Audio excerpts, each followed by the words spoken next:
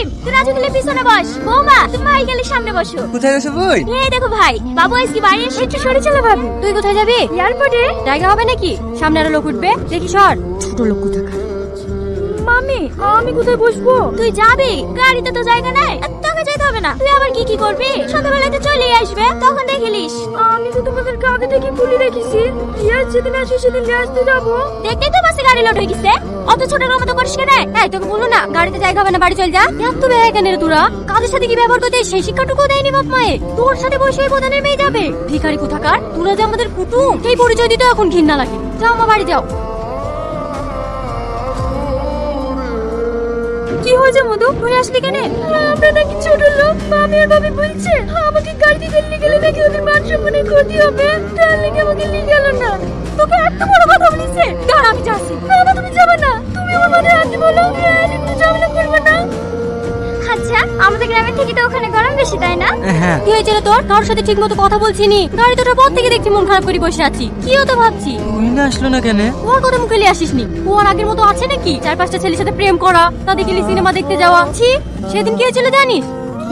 একটা ছেলের সাথে বাইকে করে ঘুরছিল। মার দিকে খারাপ লাগবে না? ছোটবেলা থেকে তোর সাথে বিয়ের কথা হয়ে আছে। এই কথা তুই না আমাকে বলতে গেছে। আমার তুই মা বিড়িতে মুখে যা আসলো তাই বললো। সেই থেকে তো মা ওদের সাথে ঠিক মতো কথা বলে না। তুই বাড়ি যাও, সব জানতে পারবি। তোমার মাকে বেশি ভালোবাসো নাকি মোবাইলকে বেশি ভালোবাসো? যদি তুমি তোমার মাকে বেশি ভালোবাসো তাহলে ভিডিওটিতে একটি লাইক করে চ্যানেলটি সাবস্ক্রাইব করে দাও। আর মোবাইলকে ভালোবাসলে কিছুই করার দরকার নেই। ভাবছি বুড়ির সাথে বিয়েটা দেওয়ার পরে রিয়াজকে বাজারে একটা দোকান করে দেবো, ব্যবসা করবে। জামাইকে আর বিদেশে পাঠাতে হবে না বুড়ি। আমার আর ইচ্ছা নেই বাবুকে বিদেশে পাঠানোর। ভালো আছো ভাবি? হ্যাঁ, আসি। তাহলে আজ উঠি বই। কিছু বলবা ভাই? পুরা লাগি তো আসনু প্রধানের মেয়ের সাথে ছেলের বিদিশ নাকি? হ্যাঁ দিচ্ছি তো। সেলিম এই দুজনকে ভালোবাসে, পছন্দ করে। রিয়াজ ভাইকে ভালোবাসে? এই তুই থাম, বি তো দিছো। তাহলে রিয়াজের সঙ্গে যে তুই না বিয়ের কথা ছিল সেটার কি হবে? কথা হয়েছিল, বিয়ে তো আর হয়ে যায়নি। তোদের গ্রামে মানুষের রক্ত বলি কোনো জিনিস নাই রে। তোরা তাই ভেবে গিরগির মতো লম্পল ঠাবি। যখন তোরা খেতে পারছিলি আমার টাকা দিয়ে আজকে বিদেশে পাঠানো, তখন প্রধান কোথায় ছিল? আমি তো বেশি টাকা দিয়েছি, আর এখন দুটো টাকা আছে বলি আমরাই পড়াই গেল, তাই না? কি হয়েছে গো মা?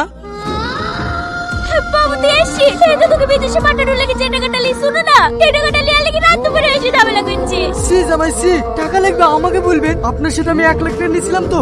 দাঁড়ান, এই লেন, সুদ সমেত 3 লাখ টাকা দিলাম। আমাকে ভিক্ষি দিছি? আরে তুই কি ভিক্ষি দিবি আমাকে?